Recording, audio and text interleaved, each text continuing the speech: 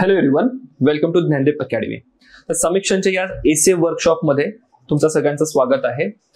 या workshop through आपण समजून घेऊ की कशा पद्धतीने एक खूप इफेक्टिव्ह असा एसे आपण लिहू शकतो. खूप सारे डायमेन्शन्स आहे एसे रायटिंगचे. सगळ्यात पहिले तर प्रॉब्लेम इथनं तुमचा सुरू होईल की एसे नेमका काय असतो. इथून तुम्हाला गोष्टी समजून घ्यायला लागतील. सोबतच कोणकोणत्या प्रकारचे एसे असतात, कोणकोणत्या पद्धतीने लिहायला लागतात, काय काय एसेचे पार्ट्स असतील आणि या सगळ्या गोष्टी एकत्र जोडून एक इफेक्टिव्ह एसे कसा लिहायचा ही आजच्या या सेशन मधली चर्चा असेल. समोर जाऊया.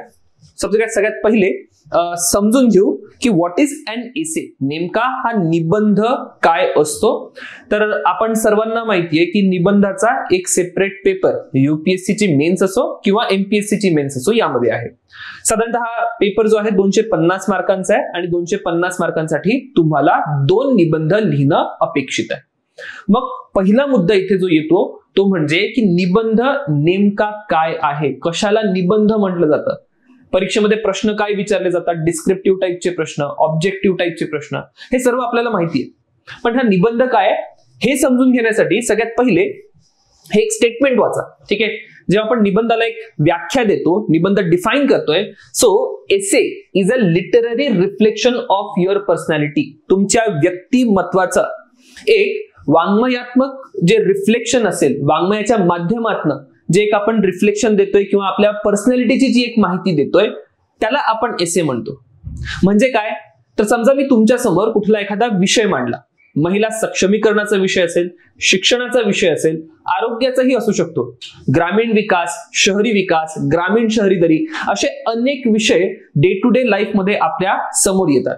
आणि या सर्वांमध्ये आपल्याजवळ काहीतरी एक ओपिनियन असतं. आपल्या पर्सनॅलिटीचा तो एक पार्ट आहे की मी महिलांकडे कोणत्या दृष्टीने बघतो, महिलांच्या विकासासंदर्भात माझ्या आयडियाज काय आहे, राईट. आणि जेव्हा अशा प्रकारच्या गोष्टी ज्या माझ्या पर्सनॅलिटी मधून येत आहेत, ज्या माझ्या व्यक्तिमत्वातून येत आहेत, त्या व्यक्तिमत्वाचा भाग मी एका लिटररी स्वरूपात म्हणजे वाङ्मयाच्या स्वरूपात, राईट. वाङ्मय आय होप तुम्हाला सगळ्यांना माहिती आहे, राईट. तुम्ही पॅरेग्राफ्स मध्ये या सर्व आयडियाज पुट करता आणि काही शब्दांमध्ये तुम्ही तुमचं मत, तुमची ओपिनियन, तुमच्याजवळ असलेली माहिती ही सर्वच्या सर्व सादर करता. आणि अशा सादरीकरणाला किंवा अशा प्रेझेंटेशनला आपण एक एसे किंवा निबंध संबोधतोय.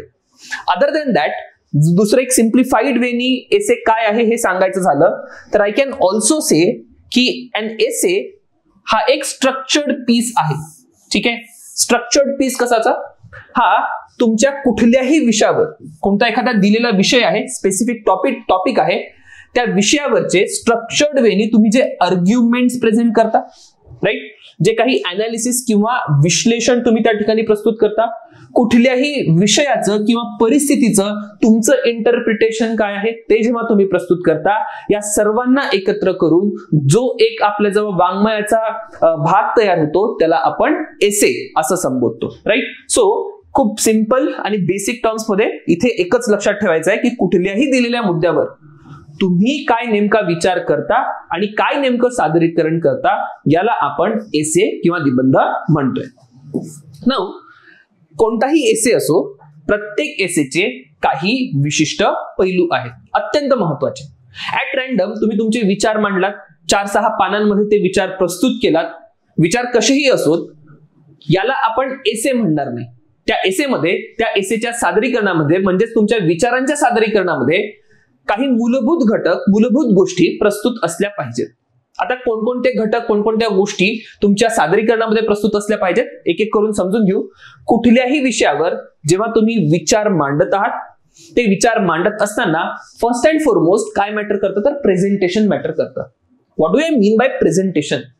हे जे सादरीकरण आहे ते नेमकं काय. समजा मी अत्यंत गच्चाळ हँडरायटिंग मध्ये माझे विचार मांडले, अस्तव्यस्त ते विचार 4-6 पानांवर मांडून ठेवले. कदाचित विचार खूप सुंदर असतील, बट त्या विचारांमध्ये एक सूत्रता नाहीये, कुठेतरी एक ऍट रॅन्डम मुद्दे मी त्या ठिकाणी मांडलेले. आणि अशा प्रकारे जेव्हा मी सादरीकरण करतोय, प्रेझेंट करतोय, तर त्याला मी एक एसे म्हणणार नाही. It is just a piece of opinion. ठीक आहे. At random statements, at random thoughts मी त्याला म्हणणार. आणि म्हणून जेव्हा मी एक एसे बघतोय, एक निबंध बघतोय, निबंधामध्ये सगळ्यात मूलभूत घटक जो असेल तो असेल त्या निबंधाचं सादरीकरण किंवा त्या निबंधाचं प्रेझेंटेशन. मग प्रेझेंटेशन मध्ये काय काय पैलू आपण ऍड्रेस केले पाहिजे ते समजून घेऊ. जर आपण निबंधाचं प्रेझेंटेशन म्हणतोय तर प्रेझेंटेशन मध्ये सर्वप्रथम तुमचा निबंध हा दिसायला सुवाच्य असला पाहिजे, हायली प्रेझेंटेबल असला पाहिजे. आता हा हायली प्रेझेंटेबल किंवा सुवाच्य कसा असेल तर फर्स्ट अँड फॉरमोस्ट तुमची हँड रायटिंग या ठिकाणी मॅटर करेल. अत्यंत सुवाच्य अक्षरांमध्ये तुम्ही तुमचे जे काही विचार आहेत त्या विचारांना प्रस्तुत करा. सोबतच त्या संपूर्ण एसेला एक स्ट्रक्चर असले पाहिजे. स्ट्रक्चर असले पाहिजे म्हणजे काय तर जेव्हा आपण उत्तर लिहितो प्रत्येक उत्तरामध्ये आपण एक कॉमन साचा फॉलो करतो. आपला साचा काय, आपला एक कॉमन साचा आहे तो म्हणजे इंट्रो, बॉडी आणि कन्क्लुजन. राईट. सो ज्या प्रकारे उत्तर लेखनामध्ये आपण एक स्ट्रक्चर फॉलो करतो, सिमिलरली तुम्ही जेव्हा एसे लिहत आहात, निबंध लिहत आहात, निबंधामध्ये सुद्धा एक स्ट्रक्चर, एक साचा या ठिकाणी फॉलो करणं गरजेचं आहे. म्हणजे प्रत्येक निबंधाचा एक इंट्रोडक्शन असेल, प्रत्येक निबंधाचा बॉडीचा पार्ट असेल आणि प्रत्येक निबंधाचा कन्क्लुजन असेल. आता याच्यामध्ये काही रिक्वायरमेंट्स असतील, लेटर ऑन आपण समजून घेऊ की इंट्रोमध्ये काय काय नेमके एक्सपेक्टेशन्स असतील, बॉडीमध्ये एक्सपेक्टेशन्स काय असतील, so on and so fourth.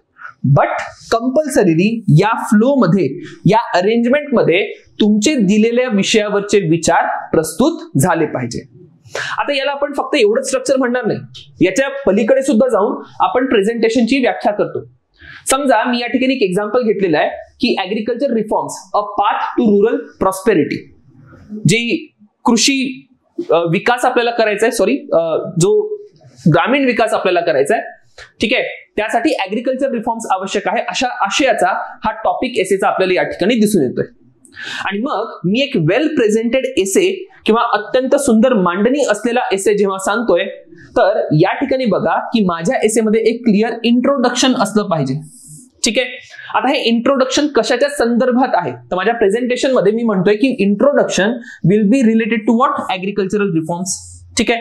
तर या टॉपिक संदर्भात मी एक इंट्रोडक्शन दिलं आणि मग या ऍग्रिकल्चरल रिफॉर्म सोबत मी इंट्रोडक्शन मध्ये हे सुद्धा सांगितलं की कशा प्रकारे ऍग्रिकल्चरल रिफॉर्म्स हे रुरल प्रॉस्पेरिटी किंवा ग्रामीण समृद्धतेसाठी महत्वाचे आहे. मग मी जेव्हा माझ्या आयडियाज मांडतोय, माझ्या संपूर्ण ऍग्रिकल्चरल रिफॉर्म्स आणि रुरल प्रॉस्पेरिटीच्या आयडिया मी वेगवेगळ्या थीमॅटिक सबहेडिंग्सने मांडू शकतो. ठीक आहे. म्हणजे माझ्या बॉडीच्या पार्टमध्ये गेल्यानंतर हिस्टॉरिकल बॅकग्राऊंड काय आहे, करंट पॉलिसी काय आहे, चॅलेंजेस काय आहे, सक्सेस स्टोरी काय आहे, अशा एका फ्लो मध्ये, एका पॅटर्न मध्ये मी सर्वच्या सर्व विचार माझे मांडतो आणि याला मी प्रेझेंटेशन म्हणतोय. राईट. आता ऍग्रिकल्चरल रिफॉर्म्स बद्दल माझ्याजवळ खूप साऱ्या आयडियाज असतील, सो मी माझ्या आयडियाज ऍट रॅन्डम पुट करणार नाही किंवा ऍट रॅन्डम मांडणार नाही, तर कुठल्या तरी एका विशिष्ट पद्धतीने मी या सर्वच्या सर्व आयडियाज मांडणार. माझ्या आयडियाज मांडत असताना, कुठलाही विचार माझा मांडत असताना एक अत्यंत महत्वाचा घटक माझ्या एसेमध्ये असेल तो म्हणजे पॅरेग्राफ. म्हणजेच मी पहिल्या पेजवर लिहायला सुरुवात केली आणि सतत मी लिहत चाललोय. Clear. This will not be a good presentation. माझा प्रत्येक मूलभूत विचार, माझी प्रत्येक आयडिया, त्याला मी एक पॅरेग्राफ डेडिकेट करतोय. ठीक आहे. माझे एक्झाम्पल्स, त्यांना मी पॅरेग्राफ डेडिकेट करतोय. त्यानंतर ह्या सगळ्याच्या सगळ्या आयडियाज एका विशिष्ट फ्लो मध्ये अरेंज्ड आहे. अशा प्रकारे जेव्हा मी मांडतोय त्याला मी म्हणेल की त्या एसेला काय आहे तर एसेला एक चांगलं प्रेझेंटेशन आहे. दुसरा अत्यंत महत्वाचा मुद्दा एसे बद्दल तो म्हणजे आर्टिक्युलेशन. फाईन.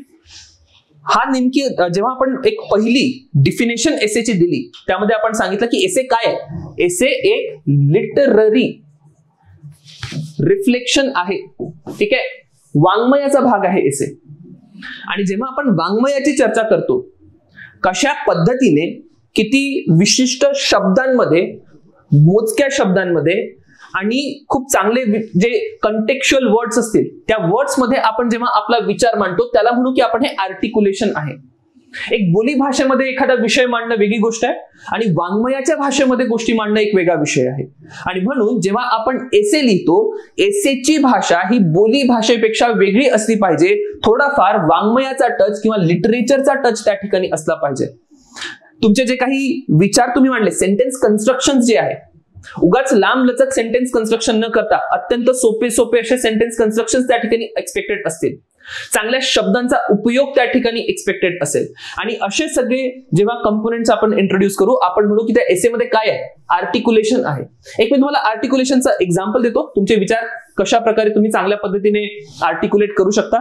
तर या ठिकाणी क्लायमेट चेंजवरचा एसे आहे आणि क्लायमेट चेंजवर मी काही स्टेटमेंट्स लिहिले, खूप ऍट रॅन्डम स्टेटमेंट्स तुम्हाला या ठिकाणी दिसतील. आणि ही मी एक्झाम्पल देतोय की देर इज लॅक ऑफ आर्टिक्युलेशन, आर्टिक्युलेशनच नाही या ठिकाणी, राईट. सो पहिले काही स्टेटमेंट्स बघा. पहिल्या स्टेटमेंट्स मध्ये तुम्हाला काय दिसतं, climate change is important, I think we should stop polluting because pollution is bad. आता बघा इथे मी शब्दप्रयोग काय केलाय, सर्वांना माहिती आहे pollution is bad. Pollution is bad म्हणजे नेमकं काय, तर एक बेटर आर्टिक्युलेशन हे असू शकतं, pollution is injurious to health. ठीक आहे, जे प्रदूषण आहे, प्रदूषण मानवी आरोग्यासाठी धोक्याचं आहे. आणि जर दुसरी भाषा मी ब्लॅक ऑफ आर्टिक्युलेशनचं एक्झाम्पल म्हणतोय की पोल्युशन इज बॅड, प्रदूषण वाईट आहे. आता दोन्ही गोष्टींचा may be in the end तुमच्यासाठी काही जनरल पब्लिकसाठी एंड और मिनिंग एकच असेल. बट जेव्हा मी वाङ्मयाच्या दृष्टीने बघतोय आणि मी जर एक स्टेटमेंट करतोय की प्रदूषण हे मानवी आरोग्यासाठी अत्यंत धोक्याचे आहे, या ठिकाणी मी स्पष्टता दाखवतोय, नेमकेपणा माझ्या या विचारांमध्ये दिसून येतोय. जेव्हा मी प्रदूषण वाईट आहे असं म्हणतोय, ती अत्यंत बोलीभाषेची एक पॅटर्न झाली, राईट. तर म्हणून आर्टिक्युलेशन नेहमी मॅटर करेल. देन बाकी एक्झाम्पल या ठिकाणी बघू शकता की कशा पद्धतीने खूप ऍट रॅन्डम स्टेटमेंट्स लिहिलेली आहे. इथे एक स्टेटमेंट लिहिलं आहे की government should do more. What do you mean की गव्हर्नमेंट शुड डू मोर, सरकारने अधिक कार्य करावे. तर या ठिकाणी मी म्हणू शकतो की सरकारने प्रदूषण रोखण्यासाठी अधिक पावलं उचलावी. दिस इज बेटर आर्टिक्युलेशन, राईट. तर अशा पद्धतीचे वाक्यप्रयोग किंवा अशा पद्धतीने तुमच्या विचाराची मांडणी एसे मध्ये असणं, त्याला आपण म्हणू की तुमच्या एसे मध्ये आर्टिक्युलेशन आहे, राईट. सो या ठिकाणी एक एक्सपेक्टेशन पहिली होती ती म्हणजे प्रेझेंटेशन, दुसरी एक्सपेक्टेशन आहे ती म्हणजे आर्टिक्युलेशन, तिसरी एक्सपेक्टेशन ती म्हणजे आयडिओलॉजी. कुठल्याही मुद्द्यावर तुमची आयडिओलॉजी क्लिअर असली पाहिजे आणि ती जी आयडिओलॉजी आहे ती कॉन्फ्लिक्ट फ्री असली पाहिजे, त्याच्यामध्ये कुठल्याच प्रकारचा संभ्रम नसला पाहिजे. एक बेस्ट एक्झाम्पल देतो, अगेन क्लायमेट चेंजची आपण चर्चा करू. समजा क्लायमेट चेंजवर कुठला एसे विचारला गेला आणि मग त्यामध्ये तुम्ही म्हणताय, कदाचित डोनाल्ड ट्रम्पचे फॉलोअर तुम्ही असाल तर तुम्ही कदाचित एक स्टँड घेऊ शकता की there is nothing called as climate change, right. So जागतिक स्तरावर वैज्ञानिक दृष्ट्या climate change is a proven thing. आणि मग त्या ठिकाणी मी एक आयडिओलॉजी घेऊन येतोय की बघा हा क्लायमेट चेंज वगैरे काय नाही, ह्या बेबनावटी गोष्टी आहे. आणि मग या ठिकाणी ही आयडिओलॉजी कुठून आली, म्हणजे पर्सनॅलिटी मधून आली, राईट. आणि जेव्हा ही पर्सनॅलिटी मधून, ऑलरेडी आपण काय म्हटलंय की एसे काय आहे, essay is a reflection of your personality, तुमच्या व्यक्तिमत्वाचं एक रिफ्लेक्शन आहे, प्रतिबिंब आहे. सो जर माझ्या पर्सनॅलिटीमध्येच मी मानून चाललोय की climate change is nothing, climate change नावाची काही गोष्ट नाही आहे, अशाच प्रकारचा माझा विचार माझ्या एसे मध्ये रिफ्लेक्ट होईल. सिमिलरली समजा महिलांच्या बाबत तुमची द्वेषाची भूमिका आहे, अत्यंत नकारात्मक भूमिका आहे. सो तुम्ही जर महिला सक्षमीकरणावर एसे लिहत आहात तर तशा प्रकारची आयडिओलॉजी, तशा प्रकारचे विचार तुमच्या एसे मध्ये रिफ्लेक्ट होईल. तर एसे मध्ये प्रेझेंटेशन पाहिजे, आर्टिक्युलेशन पाहिजे, पण ज्या सर्वमान्य आयडिओलॉजी आहे, सर्वमान्य एक संकल्पना आहे, त्या सुद्धा त्या ठिकाणी उपस्थित असल्या पाहिजे, राईट. तुमच्या एसेमध्ये नॉलेज सुद्धा रिफ्लेक्ट झालं पाहिजे. बऱ्याचदा जेव्हा आपण एसेला एक रिफ्लेक्शन म्हटलं तुमच्या पर्सनॅलिटीचं, तर तुम्ही विचार काय करता एखाद्या मुद्द्यावर तिथपर्यंत तुम्ही मर्यादित राहणं अपेक्षित नाही. कारण की मी जर एखाद्या विषयावर विचार करतोय, जसं मी म्हणतोय की climate change is a real thing, जो हवामान बदल आहे अत्यंत रिअल आहे आणि अत्यंत धोक्याचा आहे, मग या ठिकाणी माझ्या विचारांना, माझ्या ओपिनियन्सना पुरावा देण्यासाठी माझं काहीतरी तथ्य लागतील, डेटा लागेल, एक्झाम्पल्स लागतील, कुठल्या केस स्टडीज लागतील. आणि म्हणून माझ्या एसेमध्ये माझ्या विचारांना सपोर्ट करण्यासाठी मला त्या ठिकाणी नॉलेज प्रोव्हाइड करणं गरजेचं आहे. मी डेटा, फॅक्ट, एक्झाम्पल, केस स्टडी यांच्या थ्रू माझी जितकी ही आयडिओलॉजी आहे, माझे जे ही विचार आहे ते त्या ठिकाणी प्रस्तुत करेल. आणि म्हणून knowledge is an important aspect. तर जे काही आर्ग्युमेंट मी एसे मध्ये प्रेझेंट केलेलं आहे ते मी माझ्या नॉलेजच्या मदतीने सबस्टॅन्शिएट करेल किंवा नॉलेजच्या मदतीने प्रस्तुत करेल, तेव्हा त्याला क्रेडिबिलिटी असेल. समजा मी म्हटलं की क्लायमेट चेंज इज रिअल आणि उदाहरणच दिलं नाहीये किंवा केस स्टडी मी ते सबस्टॅन्शिएट केलेलं नाहीये, दो ते ऍक्सेप्टेबल असेल कारण की ते सर्वमान्य आहे.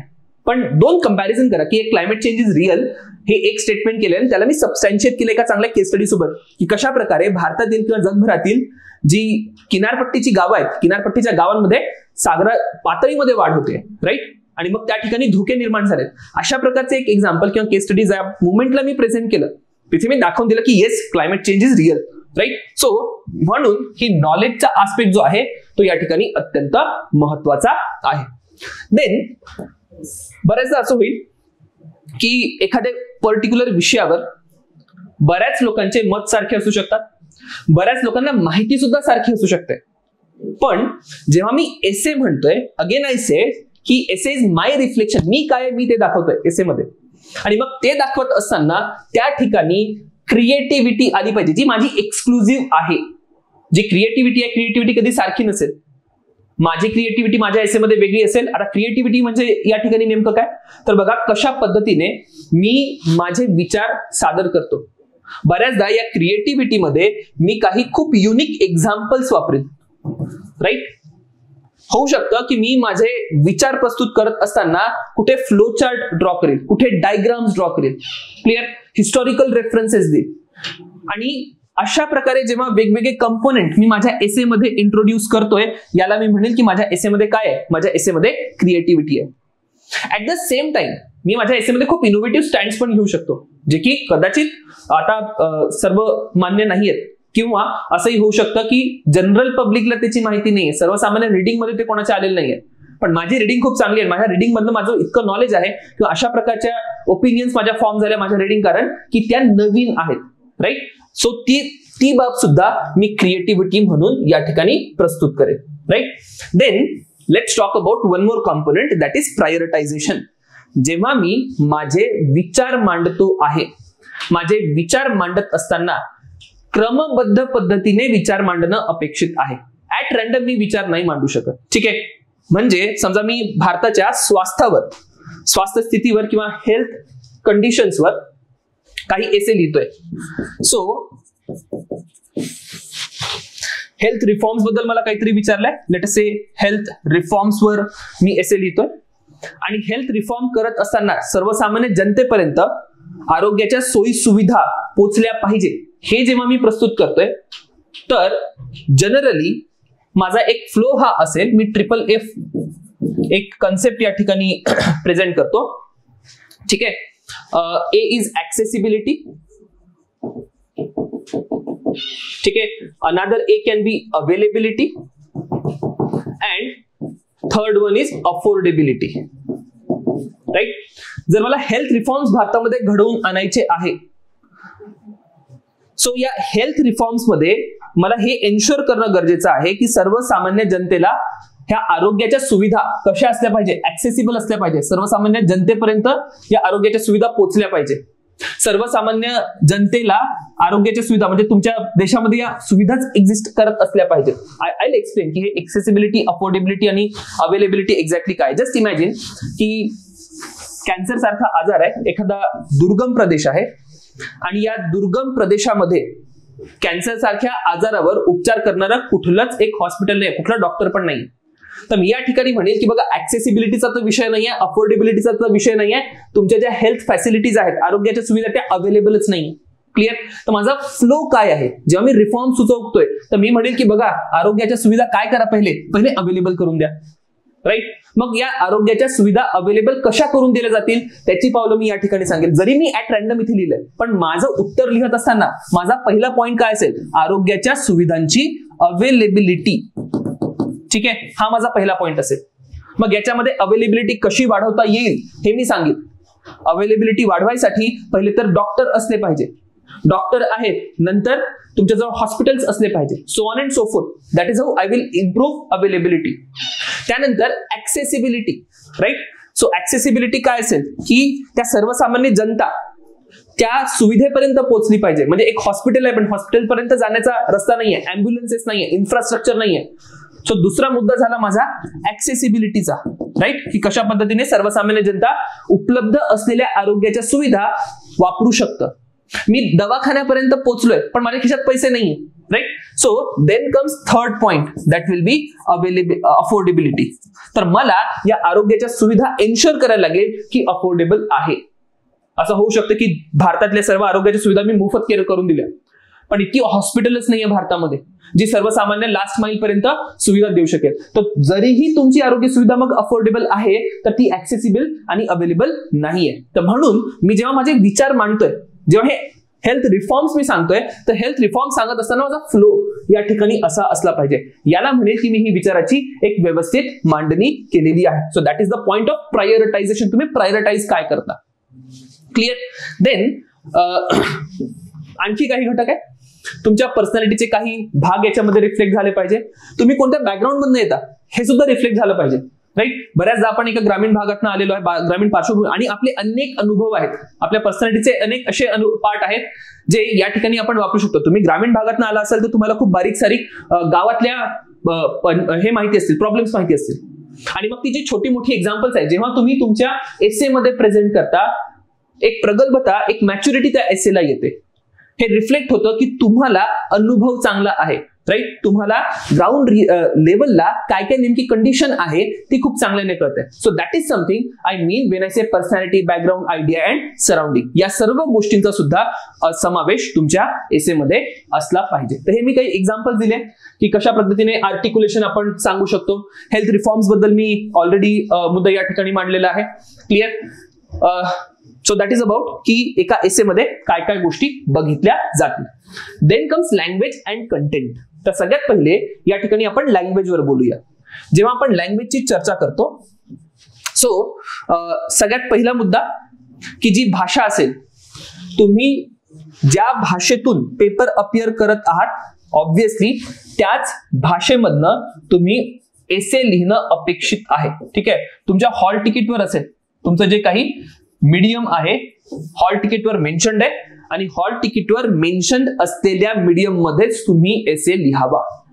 मग दुसरा मुद्दा येतो की सर भाषेचा स्तर काय असावा, कोणत्या लेवलची लँग्वेज वापरायची. पहिल्या दुसऱ्या वर्गातली मुलं जसं ज्या प्रकारे या भाषेमध्ये एसे लिहितात तशा प्रकारचा एसे लिहावा, की 10व्या वर्गातली मुलं ज्या प्रकारचा एसे लिहितात त्या प्रकारचा एसे लिहावा. और समजा नोबेल लॉरेट्स आहेत, ठीक आहे, नोबेल पारितोषिक घेणारी जी खूप मोठी लेखक आहे, अमर्त्य सेन सारखे लेखक असू शकतात, ठीक आहे, अरुंधती रॉय सारखे लेखक असू शकतात. जर तुम्ही यांची पुस्तकं वाचायला गेलात, आपल्याला हिंदू समजत नाही, यांची पुस्तकं बरीच कठीण असतील. सो त्या लेवलची सुद्धा भाषा घेऊन यायची नाहीये, क्लिअर. सो तुम्हाला कुठेतरी एक सुवर्ण मध्य साधायचा आहे. म्हणजे खूप बालिश भाषा सुद्धा लिहू नका, आणि खूप हाय लेवलची जरीही तुम्हाला येत असेल, ठीक. What I am telling you की बऱ्याचदा आपल्याला गरजेपेक्षा जास्त येतं, आणि ते गरजेपेक्षा जास्त येत असलेलं जेव्हा आपण या परीक्षेमध्ये घेऊन येतो त्यांनी आपले मार्क कमी होतात. कारण की बघा, मला जर मी if I am an examiner, मी तुमचा पेपर चेक करतोय, मला तो पेपर चेक करत असताना कमीत कमी डोक्याला ताप झाला पाहिजे. ऍट द सेम टाइम तुम्ही मला बालिश सुद्धा नाही वाटले पाहिजे. जर मी एखाद्या लहानच्या मुलासारखं लिहायला गेलो, right, first, second standard, 10th standard सारख्या मुलाच्या भाषेमध्ये लिहायला गेलो, तर निश्चितच मला असं वाटेल की कदाचित तुमच्याजवळ भाषेचा इतका साठा नाहीये, शब्दांचा साठा नाहीये, लँग्वेज व्यवस्थित येत नाही, सेंटेन्स कन्स्ट्रक्शन व्यवस्थित येत नाही. ते रिफ्लेक्ट होतंय, तर माझं तुमच्या पर्सनॅलिटी बद्दल एक नकारात्मक मत असेल. जर मी एकदम नोबेल लॉरेट सारखं काहीतरी लिहितोय, मला खूप भारी वाटेल की तुम्ही काहीतरी भारी लिहिलंय, पण मला ते कळणारच नाही, आणि माझा एवढा वेळ नाही की मी तुमचे शब्द शोधणार किंवा सेंटेन्स कन्स्ट्रक्शन कसं केलंय त्याचं मिनिंग काय, फ्रेजेस आणि इडियम्स काय वापरले त्याचं मिनिंग काय, एवढं मी शोधणार नाही. सो कुठेतरी एक सुवर्ण मध्ये ग्रॅज्युएशन लेवलला जेव्हा आपण भाषा वापरतो त्या प्रकारची कुठेतरी भाषा या ठिकाणी वापरणं अपेक्षित आहे. न्यूजपेपर वाचा, न्यूजपेपर मधले लेख वाचा. ते न्यूजपेपर मधले जे लेख असतील, लोकसत्ता असेल, सकाळ असेल, किंवा इंडियन एक्सप्रेस और द हिंदू थोडी टफ लँग्वेज होते. इंडियन एक्सप्रेस किंवा लोकसत्ता आणि सकाळ अशा प्रकारचे काही पेपर्स मधले लँग्वेज तुम्ही थोडीशी चोरू शकता किंवा आत्मसात करून ती भाषा त्या ठिकाणी वापरू शकता. तर खूप हाय लेवलला जायला नको भाषा, खूप एकदम बालिश सुद्धा भाषा या ठिकाणी असायला नको. लेटर आपण कंटेंटवर चर्चा करूच. नाउ एक खूप क्रुशियल आणि खूप इम्पॉर्टंट आस्पेक्ट या ठिकाणी ऍड्रेस करणं गरजेचं आहे. जर मी एवढी चर्चा केली एसे बद्दल, एसे काय आहे, एसे मध्ये काय काय असतं, प्रेझेंटेशन असतं, आर्टिक्युलेशन असतं, नॉलेज असतं, तुमची आयडिया असते, तुमची पर्सनॅलिटी असते, बट युपीएससी काय मागते हा पण एक अत्यंत महत्वाचा प्रश्न आहे. आणि अनलेस अँड अंटिल युपीएससी एसे मधून तुमच्याकडनं काय एक्सपेक्ट करते हे तुम्हाला कळत नाही तोपर्यंत तुम्ही एक चांगला एसे लिहू शकणार नाही. सो लेट अस अंडरस्टँड की युपीएससीची एसे मध्ये मागणी काय आहे. तर युपीएससीने एसे साठी कोणताही सिलेबस प्रिस्क्राईब केलेला नाही. सो हा जगातला असा पेपर आहे ज्यासाठी सिलेबस नाहीये, ज्यासाठी पुस्तक नाहीये, ठीक आहे, की तुम्ही जर असं म्हटलं की मला एसेचं पुस्तक द्या, देयर कॅनॉट बी एसेचं पुस्तक. येणाऱ्या सेशनमध्ये आपण हे डिस्कस करू की तुमचे स्वतःचे एसेचे नोट्स कसे असले पाहिजे, काय काय आस्पेक्ट त्या नोट्स मध्ये तुम्ही प्रेझेंट केले पाहिजे. क्लिअर. सो या ठिकाणी जेव्हा मी म्हणतोय की UPSC has not prescribed any syllabus, so खूप जास्त कंटेंट कुठनं गोळा करायचा ते आपण नंतर शिकू. पण मग पहिले समजून घेऊ की एसे बद्दल तरी सुद्धा युपीएससीने काय सांगितलं. तर युपीएससी काय म्हणते, candidates may be required to write essays on multiple topics. ठीक आहे, जे अभ्यर्थी आहेत ते मल्टिपल टॉपिक्सवर त्यांच्याकडून एक्सपेक्टेड असेल की त्यांनी एसे लिहावा. They will be expected to keep close to the subject. ज्या विषयाबद्दल तो एसे आहे त्या विषयाबद्दल जवळून तुम्ही ते लिखाण करावं. Fine, I will elaborate. हा एक खूप अत्यंत महत्वाचा मुद्दा आहे की keep close to the subject. जर टेक्नॉलॉजीचा मानवावर होणारा परिणाम असा काहीतरी एसे विचारलाय, मी फक्त इकडल्या तिकडल्या टेक्नॉलॉजीज बद्दल माहिती देतोय की एआय असं काम करतं, क्लाउड असं काम करतं, एरोस्पेस असं काम करतं, that is like I am talking about technology. ठीक आहे, but am I close to subject. Subject काय आहे, टेक्नॉलॉजीचा मानवावर परिणाम. मी नुसत्या टेक्नॉलॉजीच्या फेक्या करत राहिलो, नुसती टेक्नॉलॉजी बद्दल माहिती देत राहिलो, तर मी या ठिकाणी I am not close to the subject. Clear. So essays should be arrange their ideas in an orderly fashion.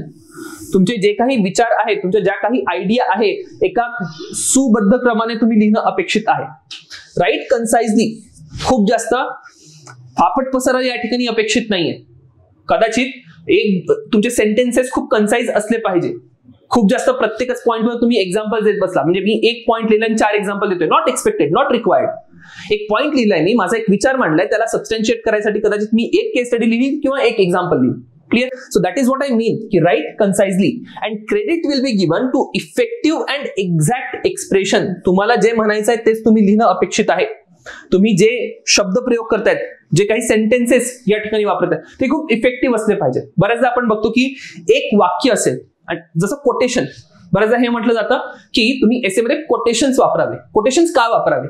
Quotations यासाठी वापरावे कारण की त्यातून तुम्ही काय देताय, एक खूप इफेक्टिव्ह आणि एक्झॅक्ट एक्सप्रेशन देत आहात. राईट. तुमचा विचार अत्यंत मोजक्या शब्दामध्ये स्पष्ट होतोय, त्याला आपण म्हणतो की ते इफेक्टिव्ह आणि एक्झॅक्ट एक्सप्रेशन आहे. क्लिअर. तर या पद्धतीची एक इन्स्ट्रक्शन, या पद्धतीची एक डायरेक्शन युपीएससीने एसेच्या पेपरसाठी दिलेली आहे. सो इथून आपल्याजवळ 3 गोष्टी किंवा 4 गोष्टी निघून येतात की keep closely to the subject. त्यानंतर तुमचे विचार एकदम क्रमानुबद्ध पद्धतीने तुम्ही मांडणं अपेक्षित आहे, कन्साइज लिहिणं अपेक्षित आहे. ऍट द सेम टाइम तुमचं एक्सप्रेशन जे आहे एक्झॅक्ट आणि इफेक्टिव्ह असले पाहिजे. क्लिअर. अत्यंत स्पष्ट तुमचे विचार या ठिकाणी तुम्हाला मांडता आले पाहिजेत. ही युपीएससीची एक्सपेक्टेशन आहे. अँड देन जर युपीएससीची ही एक्सपेक्टेशन आहे, या एक्सपेक्टेशनला आपण कसं पूर्ण करू शकतो, मग त्यासाठी काय काय काळजी आपण घेतली पाहिजे हे आपण या ठिकाणी पुढे समजून घेऊया. So let us understand further.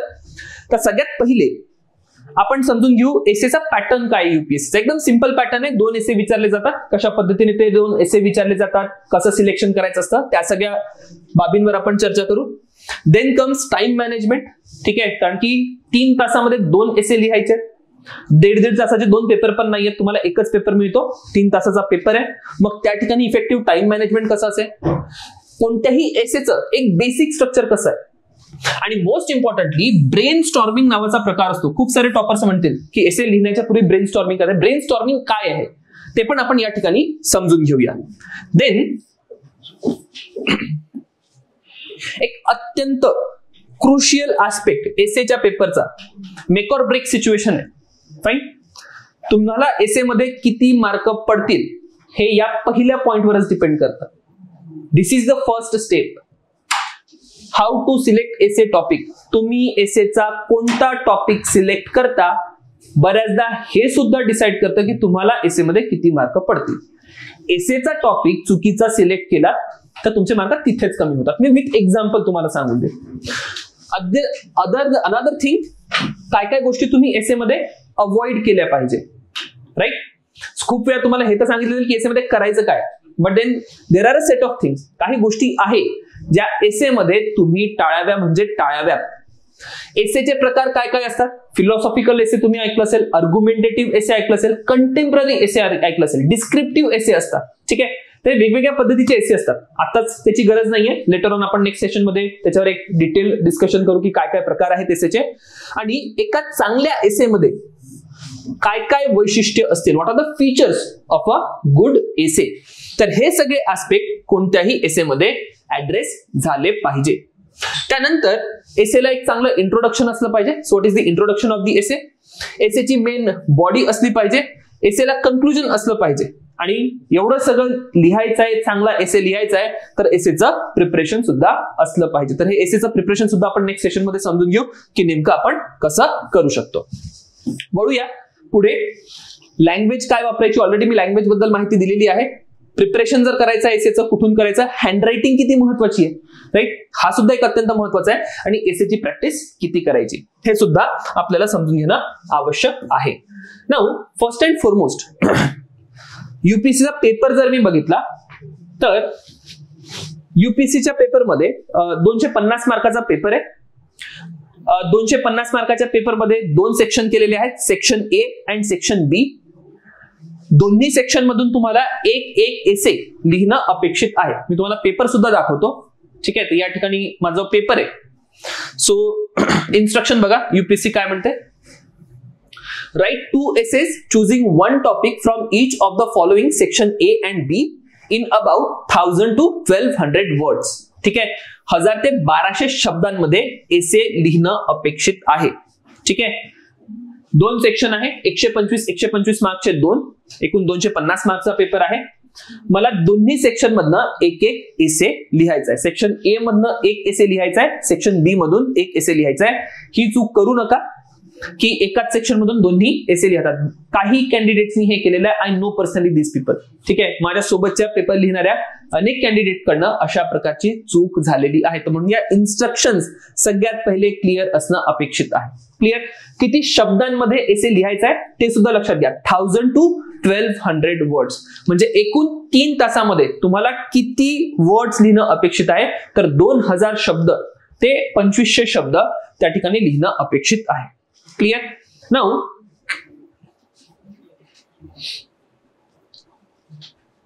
आपण मार्क कसे आहेत, पॅटर्न काय आहे ते समजून घेतलं. Then comes two important part की आता जर 2 एसे 3 तासामध्ये लिहायचे आहे तर त्या एसेचं टाइम मॅनेजमेंट कसं झालं पाहिजे आणि एसेचं पेज मॅनेजमेंट कसं झालं पाहिजे. So first and foremost let us understand time management. तर एकूण 3 तास आहेत, तर मी 3 तास 2 पार्ट मध्ये डिवाइड करतो. 90 मिनिट्स मध्ये पहिला एसे, 90 मिनिट्स मध्ये दुसरा essay. Now don't be mechanical. असं होऊ शकतं की पहिल्या एसेला थोडा जास्त वेळ लागतोय, 100-1 मिनिट लागतंय, दुसऱ्या एसेला कमी वेळ लागतोय, किंवा वाईस वर्सा, काही पण होऊ शकतं डिपेंडिंग ऑन एसेची डिमांड काय. क्लिअर. पण असं वॉटर टाईट कंपार्टमेंट्स करू नका 2 एसेचे. व्यवस्थित एसे लिहा. थोडाफार वेळ इकडे तिकडे झालेला चालतो, बट मोठी माझ्याजवळ एक एसे लिहायला 90 मिनिट्स आहे हे मला माहिती पाहिजे. देन आता एका एसे साठीचे जे 90 मिनिट आहे ते मी कसे वापरतोय. तर एका एसेचे जे 90 मिनिट आहे, सगळ्यात पहिले ब्रेन स्टॉर्मिंग साठी मी 20 मिनिट वापरतो. ब्रेन स्टॉर्मिंग म्हणजे काय, सोप्या भाषेत सांगायचं झालं तर ब्रेन स्टॉर्मिंग हे एसे लिहिण्यासाठी लागणारं कच्चं काम आहे. मी ज्या मुवमेंटला, लेट अस से मी एक एक्झाम्पल घेतो. या ठिकाणी पहिलं स्टेटमेंट आहे की forest precede civilisations and deserts follow them. ठीक है, जंगल सभ्यताओं से पहले आते हैं और रेगिस्तान उनके बाद आते हैं. जर मला या टॉपिकवर एसे लिहायचा आहे तर पहिले 20 मिनिट पूर्ण एसे न लिहिता या एसे मध्ये मी काय काय लिहू शकतो, या एसे मध्ये मी काय स्टोरीज लिहिणार, या एसे मध्ये मी काय डेटा लिहिणार, फॅक्ट लिहिणार, एक्झाम्पल्स काय असतील, एसे मध्ये काय काय पॉइंट ऍड्रेस झाले पाहिजे, एसेची एक बाजू काय, दुसरी बाजू काय, हे सगळे आस्पेक्ट मी या ठिकाणी प्रेझेंट करणार. तो forest precede civilization and desert follows them. तर यातले कीवर्ड आयडेंटिफाय करा. ठीक आहे, कीवर्ड आयडेंटिफाय करून तुम्ही तुमच्या ब्रेनस्टॉर्मिंगला सुरुवात करा. क्लिअर. तर हे झाले पहिले 20 मिनिट मी ब्रेनस्टॉर्मिंग केली. पुढच्या 60 मिनिटांमध्ये ब्रेनस्टॉर्मिंग मधनं जितकेही पॉइंटर्स माझ्याजवळ अवेलेबल आहे ते मी मेन रायटिंग करणार. इंट्रोडक्शन लिहिणार, बॉडी लिहिणार, कन्क्लुजन लिहिणार. Now understand one fundamental thing. Real exam हॉलचा सिनारिओ सांगतो. ज्या मुलांचं ब्रेनस्टॉर्मिंग चांगलं आहे त्या मुलांचा एसे खूप चांगला होतो. जर तुम्ही कच्च्या कामात कच्चे पडलात किंवा कमी पडलात तर तुमचा एसे चांगला जाणार नाही. क्लिअर? सो ब्रेन स्टॉर्मिंगची आतापासून तुम्ही सवय लावणं गरजेचं आहे. पूर्ण एसे लिहा नका लिहू, रिअली डझंट मॅटर. ठीक आहे, एकदा ब्रेन स्टॉर्मिंग व्यवस्थित झाली, पॉइंटर्स व्यवस्थित निघाले, त्यानंतरचं जे हे पुढच्या 60 मिनिटांचं काम आहे, it is just a clerical work. एका क्लर्क सारखं तुम्हाला ते पॉइंट बघायचे आणि इलॅबोरेट करत लिहत जायचं. ठीक आहे, त्यानंतर शेवटले 5 ते 10 मिनिट हे तुमच्या फायनल टचचे आहे. कुठे तुम्ही कदाचित अंडरलाईन करायला विसरून गेलात किंवा काही ठिकाणी एक्झाम्पल्स तुम्ही द्यायचे राहून गेलात. सो जे काही तुम्हाला करायचं आहे, फायनल टच द्यायचा आहे एसेला, तो तुम्ही शेवटल्या 5 ते 10 मिनिटांमध्ये देणं गरजेचं आहे. तर अशा पद्धतीने 90 मिनिटाचं मॅनेजमेंट मी या ठिकाणी करणार. Now let's come to page management also. आता हे जे पेज मॅनेजमेंट आहे थोडंसं सब्जेक्टिव्ह होऊन जातो, बट मी एक रफ आयडिया देतो. युपीएससी काय म्हणते? युपीएससी म्हणते की बघा, एसे लिहायचा आहे, एसे किती शब्दांमध्ये लिहायचा आहे? तर एसे लिहायचा आहे 1000 ते 1200 शब्दांमध्ये. राईट? जर मला 1000 ते 1200 शब्दांमध्ये एसे लिहायचा आहे तर माझ्या एसेचे 3 पार्ट आहेत: इंट्रो, बॉडी, कन्क्लुजन. मी इंट्रोडक्शनला वापरणार 125 ते 150 शब्द, मेन बॉडीला वापरणार 600 ते 700 शब्द आणि कन्क्लुजनला वापरणार 125 ते अगेन 150 वर्ड्स. तर या 3 पार्ट मध्ये मी माझा एसे डिवाइड करतो. अगेन आन्सर रायटिंग करत असताना एक सिंपल कॅल्क्युलेशन लक्षात असू द्या. माझं कॅल्क्युलेशन एक आहे की if I right a line, एक ओळ जर मी लिहितोय, एका ओळीमध्ये साधारणतः 6 शब्द मॅक्सिमम म्हणतोय मी, कमीत कमी 5, जास्तीत जास्त 6 शब्द लिहावेत. ठीक आहे, तर इथे मी एका ओळीमध्ये 6 शब्द लिहितोय. एका पेजवर अशा तुम्ही 13 ओळी लिहू शकता. Clear? So on an average एका पेजवर मी किती शब्द लिहितोय? ऑन एन ऍव्हरेज एका पेजवर मी 75 ते 80 शब्द लिहितोय. तुम्ही म्हणाल की सर एक कॅल्क्युलेशन कशाला सांगताय? सो प्रेझेंटेशन हा पहिला पॉइंट होता एसेचा, किंवा पूर्ण युपीएससीच्या आन्सर रायटिंगचा प्रेझेंटेशन हा पहिला पॉइंट आहे. आणि प्रेझेंटेशन मध्ये 0th पॉइंट आहे की मी तुमच्या आन्सर कॉपीकडे बघितल्यानंतर मला ती दिसायला कशी दिसते. जर एकदम खूप चांगला कंटेंट आहे, खूप क्रॅम गच्चाळ करून लिहिलेला आहे, जवळ जवळ शब्द आहे, खूप सारे एकाच पेजवर पूर्ण उत्तर लिहून ठेवलंय, बारीक बारीक अक्षरं काढल्यात, कितीही भारी कंटेंट लिहा, मार्क मिळणार नाही, कारण की मला तुमचं उत्तर वाचायची इच्छाच होणार नाही. सो प्रेझेंटेशनचा 0th पॉइंट सांगतोय की तुमची आन्सर कॉपी दिसायला कशी आहे. हँडरायटिंग पासून तर तुमच्या अक्षरांमध्ये अंतर आणि किती ओळी तुम्ही एका पेजवर लिहतात, किती शब्द तुम्ही एका पेजवर लिहतात, दॅट इज प्रेझेंटेशनचा पार्ट. क्लिअर? सो मी काय करणार की मी माझं एक कॅल्क्युलेशन फिट करून ठेवलंय आन्सर रायटिंग साठीच. आणि मला जर इंट्रोडक्शन लिहायचंय 125 ते 150 शब्दांमध्ये, so this will consume late us say 1.5 page. इथे 1.5 पेज गेले. कन्क्लुजनला मी जवळजवळ 1.5 ते 2 पेज ठेवतोय. ठीक आहे, so let us say 1.5 page here, 1.5 to 2 pages here. Clear? आणि यानंतर 700 शब्द मी थोडासा हायर साईडला जातोय मेन बॉडीसाठी. तर एका पानावर 700 शब्द, एका पानावर जर मी 75 वर्ड्स लिहितोय तर रफली 8 to 9 pages me main body लिहितोय.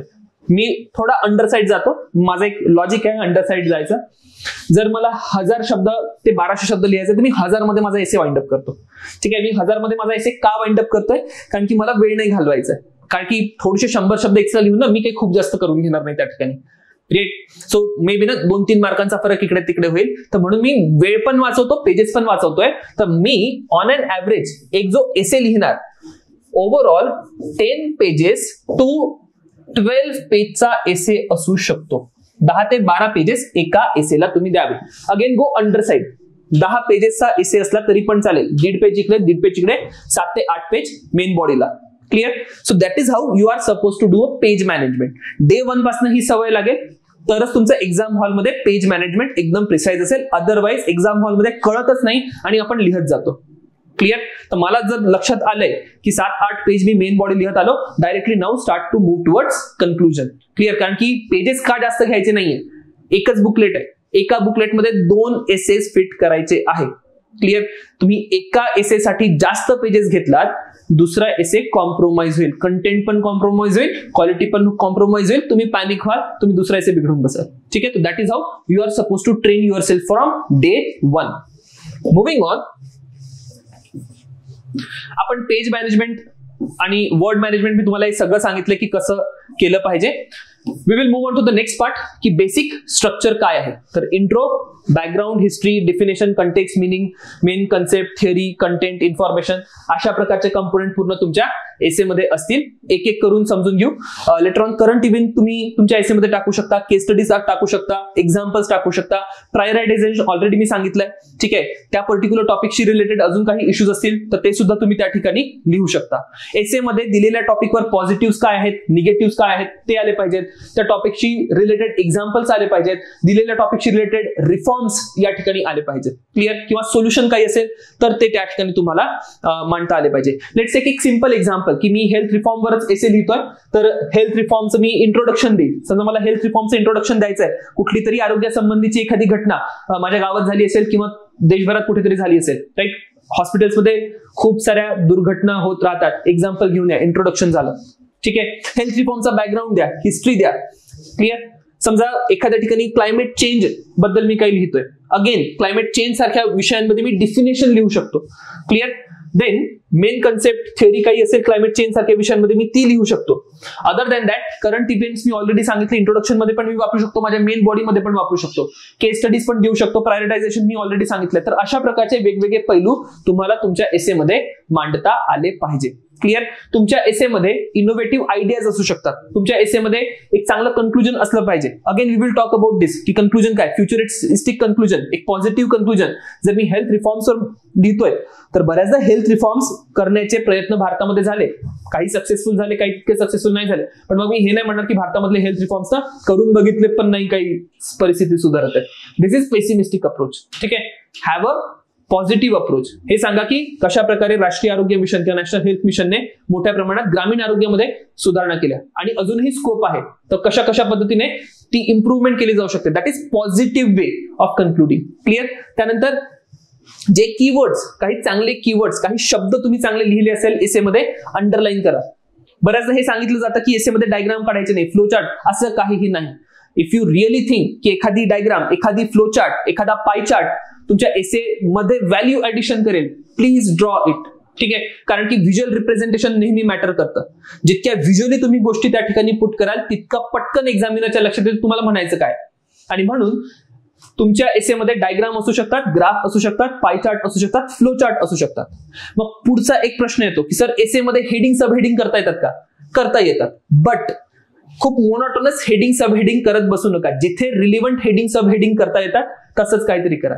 अवॉइड करायचं असेल अवॉइड करा, but there is no strict rule about it. ठीक आहे. सो या काही गोष्टी तुम्ही एसेच्या संदर्भात लक्षात ठेवणं गरजेचं आहे. सो पहिला टप्पा मी एसे आता लिहायला सुरुवात करतो. मी तर एक ओव्हरव्ह्यू समजून घेतला की एसे मध्ये काय काय लिहिलं पाहिजे, कशा प्रकारे एसे अप्रोच केला पाहिजे. पहिलं पाऊल आहे माझं एसेचं ते म्हणजे ब्रेनस्टॉर्मिंग. मी पेपर हाती घेतला आणि पेपर हाती घेतल्यानंतर मी ब्रेनस्टॉर्म करायला बसलोय. पण ब्रेनस्टॉर्मिंगच्याही पहिलेचा एक मुद्दा आहे, तो म्हणजे मी एसे काय सिलेक्ट करतोय. ठीक आहे. आणि ब्रेनस्टॉर्मिंगच्या पहिले लेट अस अंडरस्टँड की एसे सिलेक्ट कसा करायचा. मग मी ब्रेनस्टॉर्मिंग वर येतो. सो माझा टॉपिकच आहे how to select an essay. मी हाऊ टू सिलेक्ट पेक्षा मी थोडा उलटा जातो. ठीक आहे. You don't select, you eliminate. मी सगळ्यात वाईट एसे कोणता लिहिणार. See, you are not going to be perfect, you are not going to be best, right. तुम्हाला जर मी या ठिकाणी पेपर आणून दिला, let us say I have paper also I guess. ठीक आहे, इथे माझा पेपर आहे, राईट. सो या पेपरमध्ये मला एसे लिहायचा आहे आणि जर मी चांगला एसे कोणता लिहू शकतो हा विचार करायला गेलो तर actually you are not best at anything. Always remember that. ठीक आहे. सो फर्स्ट फाइंड की what you are worst at. सगळ्यात बेकार आपण कशावर लिहू. आणि मग जेव्हा मी सगळ्यात बेकार एसे लिहायचा विचार करतो, समजा मला या चार पैकीच एक सिलेक्ट करायचा आहे, आय सिलेक्ट की पहिले तर मी बघतोय की यार कोणतं स्टेटमेंट मला क्लिअरली समजतंय. ठीक आहे. सो पहिलं ठीक आहे, पहिलं समजलं मला statement, forest precede civilisation and desert follow. पहिले फॉरेस्ट आहे आणि फॉरेस्ट डेझर्ट होतं असं काहीतरी म्हणायचं आहे. Then empires of the future will be empires of the mind, right. भविष्याची साम्राज्य मस्तिष्काची साम्राज्य असतील. आता मस्तिष्काची साम्राज्य म्हणजे काय मला कळतच नाहीये, मी एलिमिनेट केला बाबा, हा तर नाही लिहिणार. क्लिअर? हा लिहू शकतो, हा 100% नाही लिहिणार. Clear? Then there is no path to happiness. Happiness is the path. ठीक आहे, मे बी काहीतरी मी लिहू शकतो, मग थोडंसं ऍव्हरेज वाटतोय. ठीक आहे, हा थोडा अबव ऍव्हरेज वाटतोय, हा ऍव्हरेज वाटतोय, याच्यावर मी काहीतरी ऍव्हरेज लिहू शकतो. And then the doubter is a true man of science. Fine. ज्याला प्रश्न विचारता येतात तो विज्ञानाचा सच्चा सिपाही आहे. ठीक आहे, मी याच्यावर पण थोडंफार काहीतरी लिहू शकतो. नाऊ जर मला या 3 पैकी आता हे आयडेंटिफाय करायचं की अगेन खराब कशावर लिहिणार, 3 पैकी खराब कदाचित मी इथे लिहिन, मला नाही लिहिता येणार, नाही जाणार इथे. क्लिअर? पण आता 2 मध्ये अडकलोय. क्लिअर? आणि 2 मध्ये मला असं वाटतं की ठीक आहे, दोन्ही मध्ये ना मी एक व्यवस्थित काहीतरी लिहू शकतो. तर पहिले तर माझा अप्रोच लक्षात घ्या, एलिमिनेट करतोय, काय नाही येत ते सोडून द्या. ठीक आहे, काय येतं त्याच्या मागे जाऊ नका, कारण की काय येतं याचा भ्रम होतो. फाईन. सो मी हे 2 सोडून दिले. आता माझ्याजवळ चॉईस आहे या 2 पैकी कोणते लिहायची. सो पहिला रूल मी अप्लाय केला माझा. Again we will go back आणि बघू काय काय आणखी नियम आहे माझ्याजवळ. सो एलिमिनेशन साठी start with most unknown topic. जो नव्हताच माहिती तो मी एलिमिनेट करून टाकला. Cancel topic which you are unaware of, सगळे स्ट्राइक ऑफ केले, शॉर्टलिस्ट केले well known, and then select the topic that you have good knowledge about. बघा आता मी लेट अस से असं होऊ शकतं की ऑप्शनल मधनं एक विशिष्ट काही नॉलेज येतं की एखाद्या विषयावर मी खूप चांगलं काहीतरी वाचलंय. राईट? सो या ठिकाणी समजा माझी फॉरेस्टची आणि डिझर्टची अंडरस्टँडिंग चांगली आहे. Right? So what I have, select the topic I have good knowledge on. Science बद्दल पण मला माहिती आहे, पण खूप इनडेप्थ माहिती आहे का सायन्स बद्दल? नाही. माझ्याजवळ एक बेटर माहिती फॉरेस्ट आणि डेझर्ट बद्दल आहे. कदाचित माझं एक इन्क्लिनेशन या रूलनुसार ते फॉरेस्ट आणि डेझर्ट असू शकतं. Then select the topic you have good information about, हे आपण बघितलंय. Then avoid provocative issues. असं होऊ शकतं की एखादा, आता या ठिकाणी तसं काही ऑप्शन नव्हतं, पण असं बऱ्याचदा होऊ शकतं की एसे जो आहे हा काही धार्मिक अँगल प्रेझेंट करतोय, राजकीय अँगल प्रेझेंट करतोय, खूप टोकाची भूमिका त्या एसे मध्ये कदाचित घ्यायला लागते. आणि अशी जर टोकाची भूमिका एखाद्या एसे मध्ये घ्यायला लागते तर मार्क सुद्धा टोकाचे मिळतात. क्लिअर? डिपेंड करतं की तुम्ही एक्झामिनर सोबत कसं रिझोनेट करता, डिपेंड करतं तुम्ही तुमचे आर्ग्युमेंट्स कसे प्रेझेंट करता. आणि मग त्या ठिकाणी थोडासा जरी फरक पडला तर एक तर खूप चांगले मार्क मिळतील नाही तर खूप खराब मार्क मिळतील. आणि मग एक सिंपल नियम नेहमी लक्षात ठेवा, असं टोकाचा एसे घेऊ नका. कितीही तुमच्याजवळ परखड मत असलं एखाद्या टोक्याच्या विषयावर, कितीही स्पष्ट मत असलं, खूप चांगलं मत असलं, सर्वमान्य मत असलं, तरी सुद्धा एखादा प्रोव्होकेटिव्ह किंवा टोकाचा टॉपिक असल्यास तो टाळावा. कारण की आमचा अनुभव हा आहे की टोकाच्या टॉपिकला टोकाचे मार्क पडतात. एकतर खूप कमी पडतील, 100च्या खाली जाल, 50 पर्यंत पोहोचाल किंवा मग 160 पर्यंत पोहोचाल. आणि मला ते नाही पाहिजे. Sometimes I will be happy in getting let us say 130-140 marks. Clear? So provocative issues टाळायचे. असेही इश्यूज टाळायचे जिथे बायस्ड ओपिनियन आहे. आपल्याला माहिती असतं की काही विषयांवर आपलं ओपिनियन थोडं बायस्ड आहे. समजा रिलिजियस अँगलवर तुम्ही काय लिहितात किंवा सोसायटी बद्दल काहीतरी लिहितात, बऱ्याचदा होऊ शकतं की तिथे तुमचा बायस अँगल आहे. अर्बन वर्सेस रुरल, तुम्ही खूप ग्रामीण पार्श्वभूमीत येत आहे आणि मग ग्रामीण पार्श्वभूमीत येत असताना बऱ्याचदा आपला बायस जो आहे तो ग्रामीण भागांसाठीच असतो. राईट? सो मग तिथे जर तुम्हाला वाटतं की नाही आपण बायस्ड होऊ शकतो, अवॉइड इट. अगेन मार्क नाही पडणार. कॉन्ट्रोवर्शियल इश्यू आहे, अवॉइड करायचा, लिहायचाच नाही. ठीक आहे? म्हणजे एलिमिनेशन करताना हे पण आस्पेक्ट लक्षात घ्या. देन असाच विषय चूज करा ज्याची तुम्हाला क्लिअर अंडरस्टँडिंग आहे. तर मी 2 टॉपिकवर पोहोचलो होतो, सायन्सवाल्या टॉपिकवर आणि फॉरेस्टवाल्या टॉपिकवर. पण मग 2च्या कंपॅरिझन मध्ये मला क्लिअर अंडरस्टँडिंग कशाची वाटत होती? मला फॉरेस्टच्या टॉपिकची क्लिअर अंडरस्टँडिंग वाटत होती. So that is why I will go forward to that essay. Further select the topic where you have very clear about the meaning of topic. मला कळलंय. क्लिअर? मला टॉपिक तो दोन्ही कळले. मी बघा एलिमिनेट करत असताना जो एम्पायर्स ऑफ माइंड चा एसे एलिमिनेट केला, मी हात पण नाही लावला त्याला, बघितलं पण नाही. मी का नाही बघितलं? कारण की मला त्या टॉपिकची अंडरस्टँडिंगच नाही आली. जर स्टेटमेंट वाचून मला हे 100% क्लिअर होत नाहीये की हा टॉपिक मला कळलेला आहे, मी हात नाही लावणार. ठीक आहे? स्ट्राइक ऑफ करून देईल. So always have very clear understanding and meaning of the topic. And most importantly finally, whether this topic helps you in generating more ideas, knowledge and creativity हे पण कन्सिडर केलं पाहिजे. हे का सांगतोय, बऱ्याचदा असं असतं ना की एखाद्या टॉपिकवर आपल्याजवळ खूप चांगलं एक एक्झाम्पल असतं, एक स्टोरी असते, पण ती एकच असते. क्लिअर? कुठेतरी काल परवा वाचली आहे किंवा नुकतीच वाचली आहे ती स्टोरी किंवा ते एक्झाम्पल, तो कंटेंट आहे, पण खूप रेझोनेट करतोय, खूप सारखा आहे, मी वाचलं जशाच तसं त्या ठिकाणी आलंय. Late us say the daughter the doubter is a true man of science, हा टॉपिक आहे. मी असंच काहीतरी कुठल्या सायंटिस्टची स्टोरी 2-4 दिवस पहिले वाचली होती, पण डोक्यात इम्प्रेशन आहे, आणि ते जे इम्प्रेशन आहे ते माझ्याकडनं एक चूक करवेल की त्या स्टोरीच्या अराउंड मला तो एसे फिरताना दिसतोय. So what I will do, I will rush, मी घाई करणार आणि घाई करून म्हणेल की हा मला ती स्टोरी माहिती आहे ना म्हणून मी तो एसे लिहितो. आणि मग इथे प्रॉब्लेम काय होतो की मला त्या टॉपिकवरनं खूप भारी स्टोरी माझी पण एकच माहिती आहे, आणि मग एक स्टोरी लिहिल्यानंतर किंवा एक एक्झाम्पल दिल्यानंतर माझा कंटेंटच नाहीये. मग होतं काय की मी अडकतो, एसे मध्ये अडकायचं नाही. बऱ्याच मुलांचं हे होतं की एसे लिहायला सुरुवात तर केली बट एसे अडकलाय, आणि मग एसे अडकला तर तो एसे अर्धवट सोडून तसे पण त्याला मार्क नाही मिळायचे. दुसरा एसे लिहायला गेला, वेळ वाया जातोय, राईट, किंवा दुसऱ्या एसेचा वेळ कॉम्प्रोमाइज होतोय. सो तुम्ही ट्रॅप मध्ये फसाल. म्हणून मी एसे लिहायला सुरू करायच्या आधी हे एन्श्योर करतो की हा मी खूप सारे आयडियाज जनरेट करू शकतो का त्या पर्टिक्युलर इश्यूवर. येस, करू शकतो. Select that topic. So forest आणि डेझर्ट वाल्यावर कदाचित मी खूप सारे आयडियाज जनरेट करू शकतो. I will select that topic. Clear? So हे सगळे नियम मी या ठिकाणी एसे सिलेक्ट करताना फॉलो करतोय. Then let us try one more example.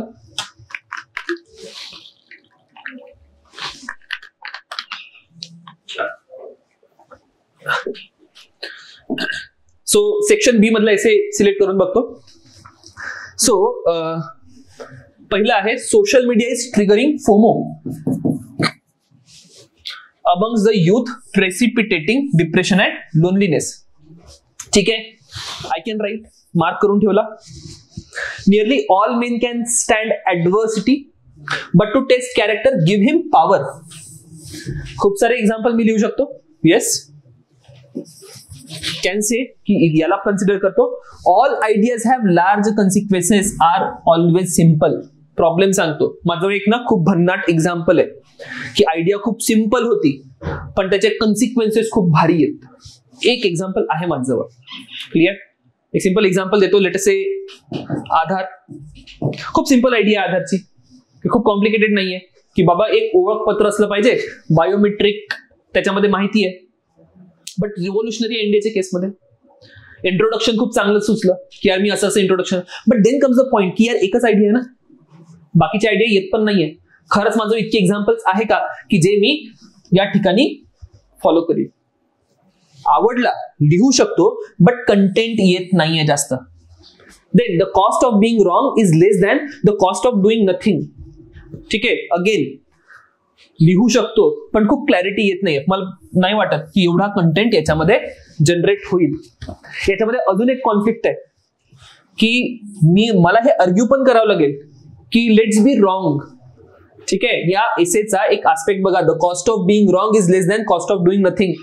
Sometimes you will have to do nothing. कोणी म्हणेल की बाबा चुकीचं नका करू, काही न करण्यापेक्षा. ठीक आहे, नका करू, कुठली एखादी कृती नका करू, पण चुकीची कृती करत बसू नका, असा पण एखाद्या व्यक्तीचा युक्तिवाद असू शकतो. That is also correct. तर मग मी हे आर्ग्यू करत असताना भरकटू शकतो, आर्ग्यू करत असताना चुकू शकतो, आणि इथे गोष्टी बिघडण्याच्या पॉसिबिलिटीज आहे. ठीक आहे, तर म्हणून मी याला सिलेक्ट नाही करणार. Then again I am back to these two. ठीक आहे, फोमोवर एक आहे आणि nearly all men can stand adversity but not the like give him power to test the character. Content खूप सारा जनरेट करता येतं. याच्यावर पण माझं खूप सारा कंटेंट आहे. बट एक ऍडिशनल लेअर सांगतो की एसे लिहत असताना बघा, एक इन जनरल पॉसिबिलिटी ही आहे की या फोमोच्या टॉपिकवर जवळजवळ तुमचा अख्खा क्लास एसे लिहिल, कारण की कॉमन टॉपिक आहे, इझी. मुलांची टेंडेन्सी लक्षात घ्या किंवा कोणत्याही ह्युमन बिईंगची टेंडेन्सी लक्षात घ्या. We go for easy things.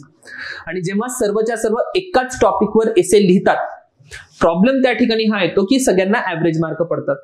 तर म्हणून मी एक्झाम हॉलमध्ये हा पण विचार केला की हा मेजॉरिटी ना इथे कुठेतरी एसे लिहत आहेत, राईट. ते आपल्याला लक्षात येऊन जातं. पण इथे अभ्यास पण पाहिजे, म्हणजे एवढी प्रगल्भता पाहिजे, एवढा अभ्यास पाहिजे की कॉमन टॉपिक न लिहिता थोडासा ऍडव्हान्स टॉपिक तुम्ही लिहिताय. क्लिअर? तर व्हॉट आय विल चूज, मी हा कॉमन आहे म्हणून या ठिकाणी रिजेक्ट केला की सगळे तेच लिहितील.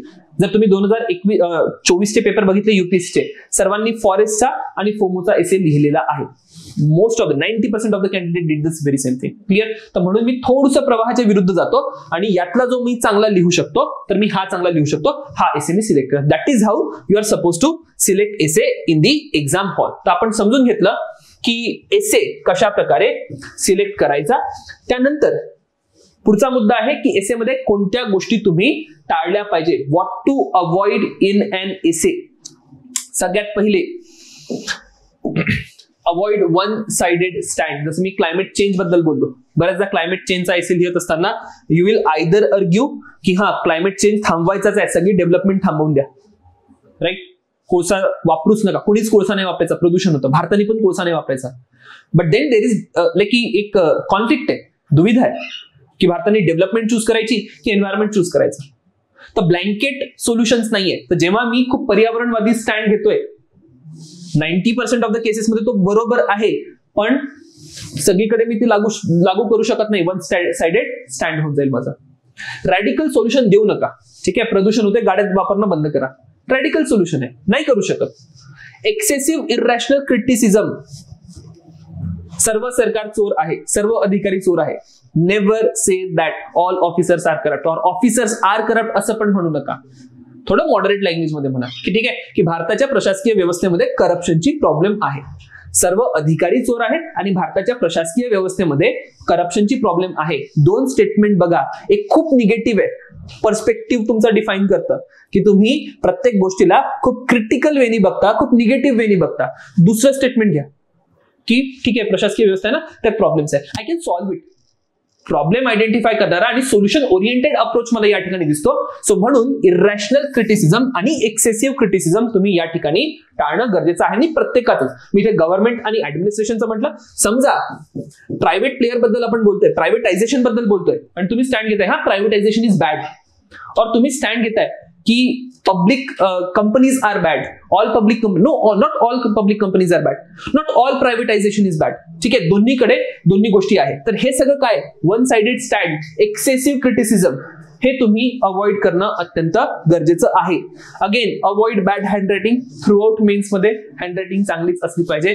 दिसत थंब रूल. ठीक आहे, नसेल हँडरायटिंग चांगली, मला येऊन भेटा, मी काही ट्रिक आणि टिप्स तुम्हाला त्या ठिकाणी देईल हँडरायटिंग इम्प्रूव्ह करायसाठी. Then avoid being emotional and personal. काही विषयांवर आपण अत्यंत भावुक असतो. ठीक आहे, बऱ्याचदा अगेन मी ते ग्रामीण पार्श्वभूमीचं एक्झाम्पल दिलं, मी ग्रामीण पार्श्वभूमीमधून येतोय, मी भावुक आहे त्याच्याबद्दल, राईट. मी होऊ शकतं मी कुठेतरी रॉंग इन्फॉर्मेशन प्रोव्हाइड करतोय, राईट. व्हॉट्सअपवरची इन्फॉर्मेशन या ठिकाणी लिहू नका. बऱ्याचदा तुम्ही जे एक्झाम्पल लिहिणार आहात, जो डेटा लिहिणार आहात, जे ओपिनियन लिहिणार आहात, it should be right only. ठीक आहे, तिथे चुकीच्या माहितीला वाव नाहीये.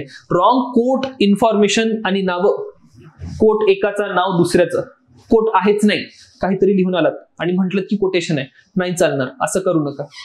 Focus should not be missed. ठीक आहे, मी टेक्नॉलॉजीचं एक्झाम्पल दिलं होतं मगाशी, किंवा लेट अस से हेल्थ रिफॉर्म्सवर आपल्याला एसे लिहायचं आहे की suggest health reforms for 21st century और इन 2025. आणि मग मी फक्त आणि फक्त हेल्थ प्रॉब्लेम्स वरच बोलत राहिलोय की भारतामध्ये आरोग्यामध्ये हे नाहीये ते नाहीये. तुम्हाला रिफॉर्म्स विचारलेत, तुम्हाला प्रॉब्लेम्स नाही विचारलेत. आणि जेव्हा तुम्ही नुसते, म्हणजे मला प्रॉब्लेम्स त्या ठिकाणी मांडायला लागतील, पण मी नुसता प्रॉब्लेम मांडत चाललोय ए टू झेड. का मांडतोय मी प्रॉब्लेम, मला येतोय म्हणून मांडतोय. ठीक आहे, बऱ्याचदा एसे लिहत असताना एक प्रॉब्लेम हा होईल, you will write what you know. ठीक आहे, do not write what you no.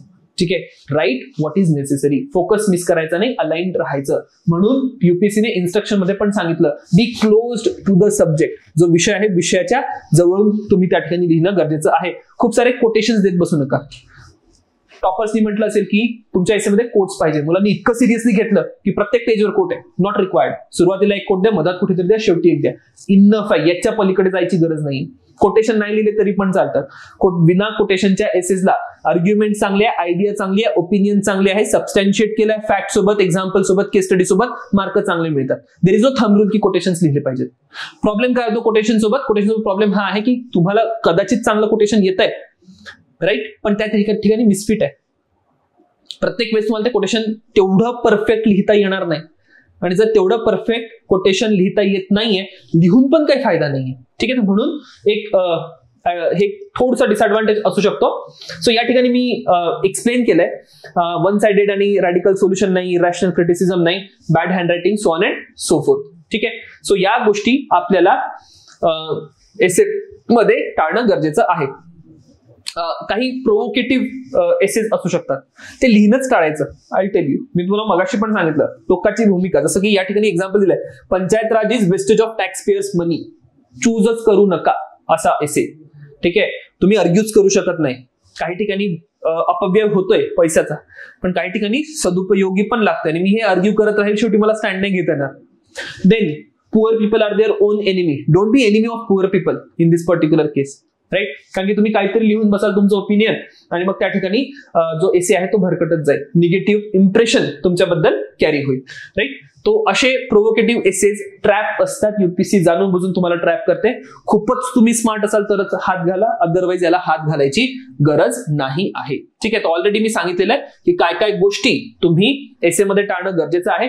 अजून थोडेसे काही बारीक सारीक आस्पेक्ट आहे. इंडिव्हिज्युअल्सची नावं, एसे मध्ये कोणत्याही व्यक्तीची नावं लिहिणं अपेक्षित नाहीये. पॉलिटिशियन्सची नावं लिहू नका. तुम्हाला किती फेवरेट पॉलिटिशियन असो किंवा तुम्ही किती हेट करत असाल, कान लिहू नका. तुमचा फेवरेट पॉलिटिशियन आहे, पेपर चेक करणाऱ्याचा तेवढं काही फेवरेट नाहीये, और पेपर चेक करण्यासाठी काही नावडता पॉलिटिशियन आहे, मार्क जातील उगाच. Political parties, same logic. Mud sliding, ठीक आहे, चिखलफेक नाही करायची, ब्लेम गेम नाही करायचा. ठीक आहे, तो कसाच नाही करायचा, आयुष्यात पण नाही करायचा, इथे पण नाही करायचा. क्रिटिसाइजिंग गव्हर्नमेंट ऑफिसर्स, मगाशी एक्झाम्पल दिलं की सर्व सरकारी अधिकारी भ्रष्ट आहेत, नाही, अशा प्रकारची ब्लँक स्टेटमेंट्स करणं टाळा. Names reflecting your religion, region, language, culture, caste, state असं सुद्धा काहीही तुमच्या एसे मध्ये येता कामा नये. बायस्ड होऊ नका. फर्स्ट पर्सन मध्ये एसे लिहायचा नाही. ठीक आहे, ही सगळ्यात मोठी चूक मला कॅन्डिडेट्स द्वारा होताना दिसते की मुलं फर्स्ट पर्सन मध्ये एसे लिहायचा. एसे हा नेहमी थर्ड पर्सन पर्स्पेक्टिव्ह, भले तुमचं ओपिनियन आहे, but it needs to be written as a third perspective. Clear, even इतरांमध्ये सुद्धा, एथिक्स मध्ये सुद्धा सगळीकडे प्रायोरिटी असेल थर्ड पर्स्पेक्टिव्हला. थर्ड पर्सन म्हणून तुम्ही तो विषय बघत आहात. का म्हणतोय की थर्ड पर्सन म्हणून तुम्ही तो विषय बघणं गरजेचं आहे? कारण की तुम्ही थर्ड पर्सन म्हणून जेव्हा तो विषय बघता तेव्हाच तुम्ही बायस नाहीये, तेव्हाच तुम्ही न्यूट्रल आहात, तेव्हाच तुमची जो ऑब्जेक्टिव्हिटी आहे. क्लिअर, तर एसे कधीही फर्स्ट पर्सन मध्ये लिहिता कामा नये. स्टोरी लिहितात, मी स्वतःच काय आहे, का कसा आहे, इथून स्टोरी मुलं लिहितात की मी असं असं, नो, नॉट अलाउड. थर्ड कुठला तरी एखादा व्यक्ती घ्या, इमॅजिनरी व्यक्ती घ्या, तुमची जरी स्टोरी असेल, तुमच्या खऱ्या आयुष्याची स्टोरी असेल, but write it for third person. Clear, तर हा एक अत्यंत महत्वाचा मुद्दा. अग्रेसिव्ह होऊ नका रायटिंग मध्ये. ठीक आहे, टोकाची वाक्य लिहू नका, टोकाचे शब्द लिहू नका, पेसिमिस्टिक सुद्धा होऊ नका. प्रत्येक वेळेस तुम्ही एक ऑप्टिमिस्टिक असणं आणि दिसणं अत्यंत गरजेचं आहे. देन पॉझिटिव्ह आणि निगेटिव्ह आस्पेक्ट तुम्ही कव्हर करणं एक्सपेक्टेड आहे. जसं मी हेल्थ रिफॉर्म्स बद्दल बोलतोय की हेल्थ रिफॉर्म्स बद्दल पॉझिटिव्ह आस्पेक्ट पण आहे, निगेटिव्ह आस्पेक्ट पण आहे. चांगले हेल्थ रिफॉर्म्स इंडियामध्ये झाले सुद्धा आहे, काही खूप लिमिटेड स्कोप मध्ये त्यांचं अप्लिकेशन आपल्याला दिसतं. खूप पैसा खूप ओतला गेला, बट डिडंट रिअली वर्क.